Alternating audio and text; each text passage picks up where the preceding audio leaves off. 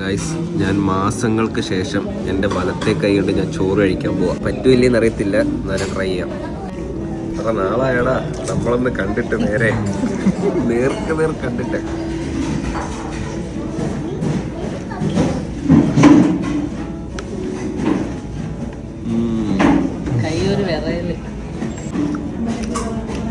നല്ല ബിരിയാണി, കുറച്ച് പപ്പടം.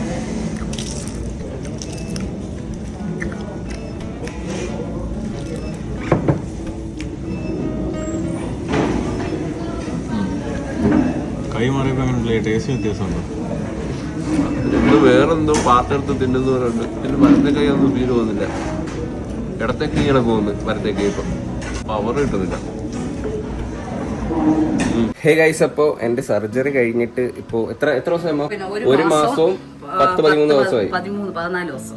14 ദിവസമായി. 10-ാം തീയതി ആയിരുന്നു 3rd റിവ്യൂ. പോയപ്പോഴത്തേന് എൻ്റെ ബാൻഡേജ് ഒക്കെ മാറ്റി. ഇപ്പൊ എനിക്ക് ബാൻഡേജ് ഒന്നും ഇടേണ്ട ആവശ്യമില്ല ഇപ്പോൾ. എന്നാലും ഞാൻ ഉറങ്ങുന്ന സമയത്ത് ഞാൻ അത് ഇട്ടിട്ട് കിടക്കും. കാരണം ഉറങ്ങുമ്പോൾ ചിലപ്പോൾ അങ്ങോട്ടും ഇങ്ങോട്ടൊക്കെ നമ്മൾ മറിയുമല്ലോ. അതുകൊണ്ട് ഉറങ്ങുമ്പോൾ ഇടയ്ക്കിടും. ഇന്നലിട്ടൊന്നുമില്ല. ഇന്നിപ്പോ സെക്കൻഡ് ഫിസിയോ ആണ്. ഫിസിയോതെറാപ്പി ഭയങ്കര ഒരു വേദനാജനകമായ ഒരു സംഭവമാണ് സുഹൃത്തുക്കളെ. ഭയങ്കര വേദനയുണ്ട്. കാരണം എന്ന് വെച്ചാൽ ഞാൻ ഇത്രയും നാള് എന്റെ കൈ അനക്കിയില്ലല്ലോ. സർജറിക്ക് മുമ്പേ അനക്കുന്നില്ലായിരുന്നു. ഈ ബാൻഡേജ് മറ്റേ ഇട്ടേക്കുന്നതുകൊണ്ട്, ബാഗ് ഇട്ടേക്കുന്നതുകൊണ്ട് അതിന് മുമ്പേ അനക്കത്തില്ലായിരുന്നു. സർജറി കൂടെ കഴിഞ്ഞ സമയത്ത് നല്ല സ്റ്റിഫാണ്. ഈ ഒരു മസിൽസ് സംഭവം ഒന്നും അനങ്ങുന്നില്ലല്ലോ. അനങ്ങാണ്ടിരുന്നിരുന്ന് ഭയങ്കര പാടാണ് ഈ കൈ പൊക്കാനായിട്ട്. ഞാൻ കാണിച്ചിട്ട് പിടിച്ച് സ്വന്തമായിട്ട് പൊക്കാൻ നോക്കിയാലും സ്വന്തമായിട്ട് ചെയ്യാൻ പറ്റത്തില്ല. എനിക്കിപ്പം ചെയ്യാൻ പറ്റുന്നത്, എനിക്ക് നിന്നിട്ട് 2 കൈയും വെച്ചാല് ഈ ഒരു ലെവലിൽ പൊക്കാം. പക്ഷെ കിടന്നിട്ടാണെങ്കിൽ പിന്നെ കുറച്ചുകൂടെ ബാക്കിലോട്ട് പൊക്കാൻ പറ്റും.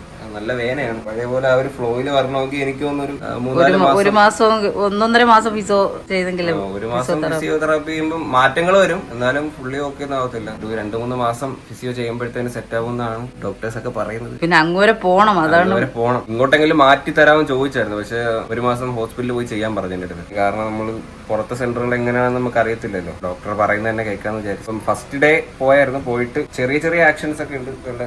ഇങ്ങനത്തെ മൂവ്മെന്റ്, പിന്നെ എൽബോന്റെ കൈ പൊക്കുന്നത്, അങ്ങനത്തെ കുറച്ച് മൂവ്മെന്റ്സ് ഒക്കെ ഉള്ളു. കൈ ഫുള്ളി ഓക്കെ ആയിട്ടില്ല. പിന്നെ ചോറ് കഴിക്കാൻ പറ്റും. തല ഇച്ചിരി ഒന്ന് ഞാൻ കഴിക്കാൻ പറ്റും. അമ്മ വരുന്നോ? അപ്പൊ ഇറങ്ങാനായിട്ട് പോവാണ്. സമയം ഏതാണ്ട് 2 മണി കഴിഞ്ഞിട്ടുണ്ട്. അപ്പൊ ലെറ്റ്സ് ഗോ ടു ഹോസ്പിറ്റൽ. ബലമില്ല ഓക്കെ. ഇറക്കമുണ്ട് ഇങ്ങോട്ടോ? ഇങ്ങോട്ട് ഇറക്കമുണ്ട്. ശരി, നമ്മള് വടം വലിച്ച സമയത്ത് ഇങ്ങോട്ടൊരു ചരിവുണ്ട്. അതാണ് ഈ സൈഡ് നിൽക്കുന്നവര് പെട്ടെന്ന് ജയിക്കണെന്ന് തോന്നുന്നല്ലേ. അങ്ങനെ നടക്കുക വെള്ളം പോവാനേ.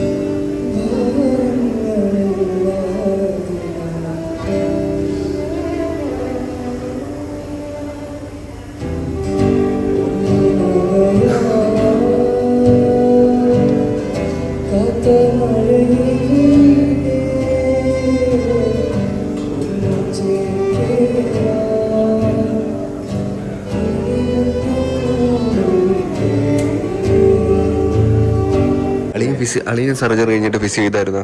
ഇല്ല, എന്താ? ഞാൻ സ്വന്തമായിട്ട് സെൽഫ് ഫിസിയോ എനിക്ക് ആരുടെയും ആവശ്യമില്ല.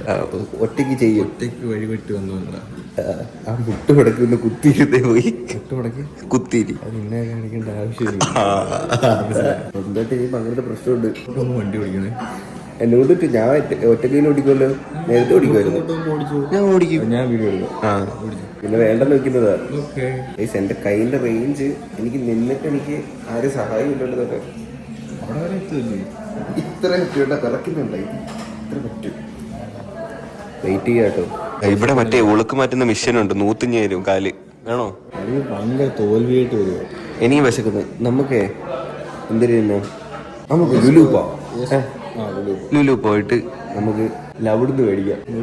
മറ്റേ താഴത്തെ ഹൈപ്പർ മാർക്കറ്റിലുണ്ടല്ലേ, മേളിൽ കൊണ്ടുവച്ചു. ഞാൻ ഒത്തിരി നാളായിട്ടോ ഇവിടെ ലുലു പോയിട്ട്. ഞാൻ കൈ വയ്യാതായിട്ടേ പോയിട്ടില്ല. മാർക്കറ്റിൽ നിന്ന് മേടിച്ച് മേളിൽ കൊണ്ടുവന്നു. ഞാൻ മറ്റേ ഇവിടെ കയറും. എവിടെ? പാരങ്ങളില്. എന്റെ മനസ്സ് പറഞ്ഞ വിശാലമായ ഇതാ. അളിയിപ്പ് നോക്കി. ഞാൻ ഇപ്പൊ പോയി ഹൈപ്പർ ചെയ്ത് തിന്നെ. അളിയൻ പറയുന്ന ഞാൻ പാരക്കടി ചെയ്ത് തിന്നുക. കാരണം ഞാൻ എന്തൊരു സമത്വമാണ്. ഇല്ല, അതല്ല, അത് വളരെ വളരെ മോശമാണ്. ആ ഒരു പ്രതീതി എന്ന് പറയുന്നത് നല്ലൊരു ഇന്ത്യൻ പൗരന് പറ്റിയൊരു ഇതല്ല. ഫിസിയോതെറാപ്പി കൈ എങ്ങനെയെങ്കിലും അത് ചോദിക്കും കേട്ടോ. കാലിന് ചോദിക്കാൻ പോലെ എന്നെ പറഞ്ഞത് എവിടെയാണെന്ന് പറഞ്ഞാൽ ഞാൻ പാരഗണിൽ പോയിട്ട് ബിരിയാണി കഴിക്കാൻ, ചിക്കൻ ബിരിയാണി. ഞാനും ലഗോൺ ചിക്കൻ ബിരിയാണി. ഞാൻ ഹൈപ്പറിൽ പോവാ. ഹൈപ്പറിൽ പോയിട്ട് ഞാൻ അത് നമ്മൾ സാധാരണപ്പെട്ട ആൾക്കാരാ. എന്നിട്ട് മേളിൽ കയറുമ്പോൾ ഞാൻ പാരഗണിനകത്തിരിക്കും, അല്ലെങ്കിൽ പുറത്തിരിക്കും.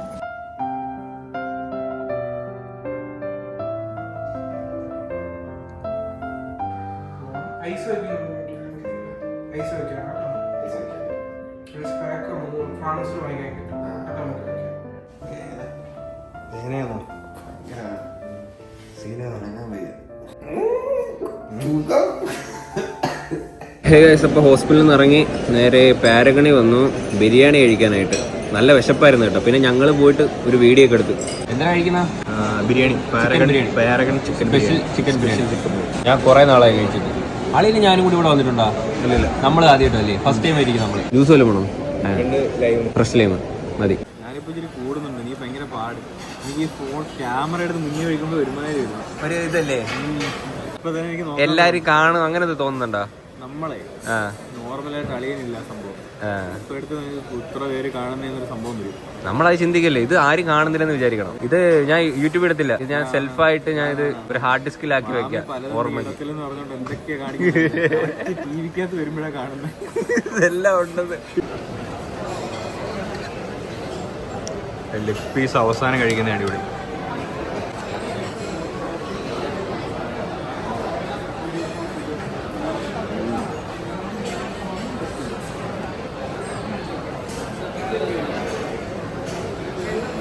അങ്ങനെയുണ്ട്. ഞാൻ ഒത്തിരി നാളായി ലുലു വന്നിട്ട്. കൈ വയ്യാതായതിനു ശേഷം പിന്നെ അങ്ങനെ വന്നിട്ടില്ല. കഴിച്ചിട്ട് വരാൻ കേട്ടോ. നല്ല ടേസ്റ്റ്. Food super. നല്ല ബിരിയാണി ആയിരുന്നു. നല്ല കുറേ നാൾ കൂടി ആസ്വദിച്ച് ഫുഡ് കഴിച്ച്. Lime super. ഒത്തിരി നാൾ കഴിച്ചില്ല. ബില്ല് അങ്ങനെ ഉണ്ടായിരുന്നില്ല? ബില്ല് സൂപ്പർ അല്ലായിരുന്നു. ബില്ലെന്ന് കാണിച്ചേ? 777 രൂപയായി കേട്ടോ. 2 ചിക്കൻ ബിരിയാണിക്കും 2 ഫ്രഷ് ലൈമിനുമാണ് ഇത്രയും റേറ്റ്. ചിക്കൻ ബിരിയാണി, ഒരു ചിക്കൻ ബിരിയാണിക്ക് 310 രൂപ. അത് ഇത്ര വേണ്ടായിരുന്നല്ലേ? ഇതിൽ ഒരു ദിവസം എത്ര രൂപയുടെ ബിസിനസ് നടക്കുമായിരിക്കുമല്ലേ? നമ്മൾ നിസ്സാര രണ്ട് ചിക്കൻ ബിരിയാണി ഇത്ര പൈസ. നമുക്ക് ഇത് ബിസിനസ് തുടങ്ങിയാലോ?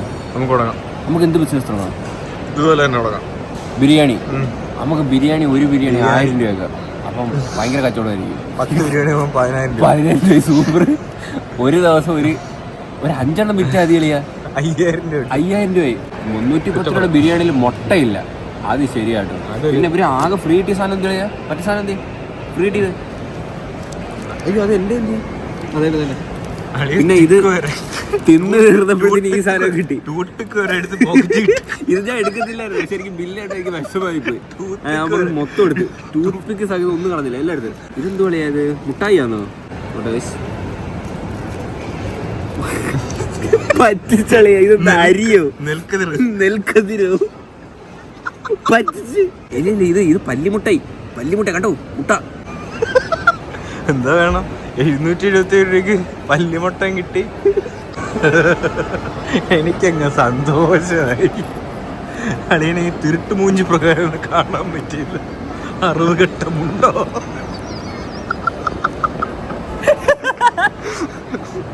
പക്ഷെ ഫുഡ് നമ്മൾ അടിപൊളി. നമ്മൾ മിണ്ടായിരുന്നു കഴിച്ചു. ഞാനേ ഇവര് വില കൂട്ടിയ നേരത്തെ ഇത്ര ഇല്ലായിരുന്നു.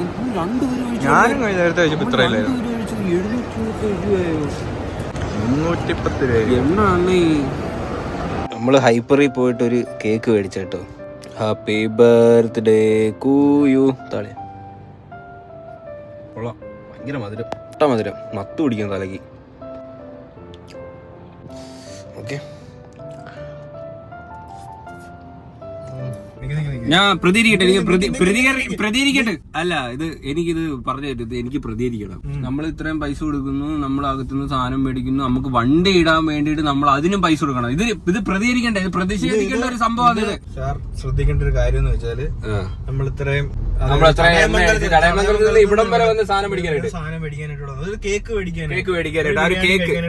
ബിരിയാണി 770 രൂപ ബിരിയാണി തിന്നിട്ട് 120 രൂപയ്ക്ക് ഒരു കേക്ക് മേടിച്ചു. എന്നിട്ട് നമുക്ക് തന്നെ ഒരു ടൂത്ത് പിക്കും 2 ജീരകവും അല്ലാണ്ട് നമുക്ക്.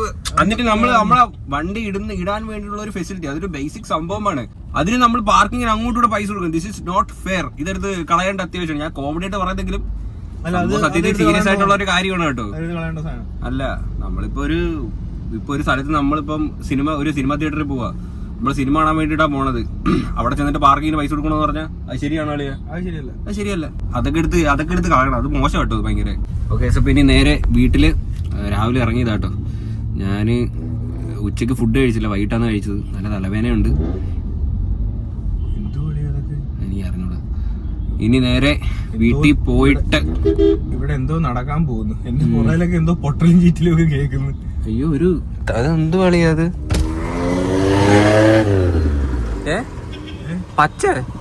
പച്ച വണ്ടി മൊത്തം പച്ച മനുഷ്യൻ ഹളുക്ക്. വീടെത്തി കേട്ടോ. ഭയങ്കര തലവേന, ആവിയും പിടിച്ച് തല ഒരു കെട്ടും കിട്ടി ഞാൻ നിൽക്കുക.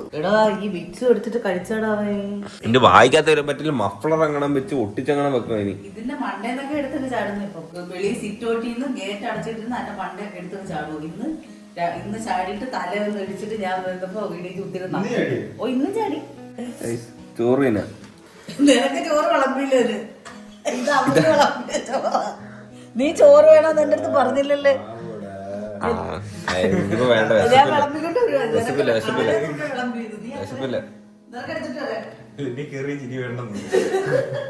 എന്റെ വീട്ടിലെ ഫിസിയോതെറാപ്പിസ്റ്റ് അമ്മയും അളിയനും കേട്ടോ.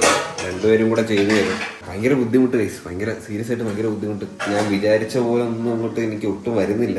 ടൈം എടുക്കുമായിരിക്കും, ചെയ്ത് ശരിയാവും. പഴയ രീതിയിൽ ഡാൻസും കാര്യങ്ങളൊക്കെ ആയിട്ട് മുമ്പോട്ട് പോകാനായിട്ട് ഏകദേശം എനിക്ക് തോന്നുന്നു 6-7 മാസമെങ്കിലും എടുക്കുമായിരിക്കും. പഴയ പോലെ എല്ലാം ശരിയായി വരാൻ ഒത്തിരി ടൈം എടുക്കും. ഞാൻ എത്ര നാളായി ഇപ്പോൾ ഡാൻസ് കളിച്ചിട്ട്, ഒത്തിരി നാളായി ഡാൻസ് ഒക്കെ കളിച്ചിട്ട്.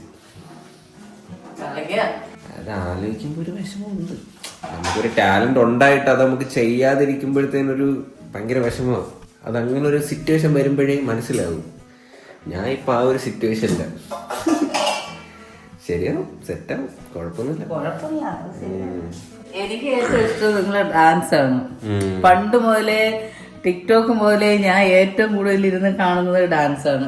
എന്നിട്ട് ഞാൻ വീഡിയോ എടുത്ത് തന്നാലും കൊണ്ടുവന്നിട്ട് കാണിക്കും, കൊള്ളാവോ എന്നുള്ളത്. ഞങ്ങൾ രണ്ടുപേരും ഇങ്ങനെ കൊണ്ടുവന്ന് കാണിക്കുമ്പോൾ എന്നിട്ട് ഞാനത് കുറേ പ്രാവശ്യം ഇരുന്ന ഡാൻസ് ആണ്. എനിക്ക് അന്നും ഇന്നും ഡാൻസ് ആണ്. അപ്പൊ നമ്മുടെ ചാനല് 8 ലക്ഷം സബ്സ്ക്രൈബേഴ്സ് ഒക്കെ ആവാറായിട്ടില്ല. ഞാൻ പറഞ്ഞല്ലോ, കുറച്ചും കൂടെ ഒക്കെ വേണം. എല്ലാരും കൂടെ സബ്സ്ക്രൈബ് ചെയ്യുക ഗൈസ്. ഓക്കെ, ചോറ് കൂടെ അരി തിന്നിട്ട്. മുളകുണ്ടോ? ഓ മൈ ഗോഡ്, ഇതെന്തൊരു വെള്ള കളർ മുളക്. പുളിശ്ശേരി ഊത്തു മുളകടി.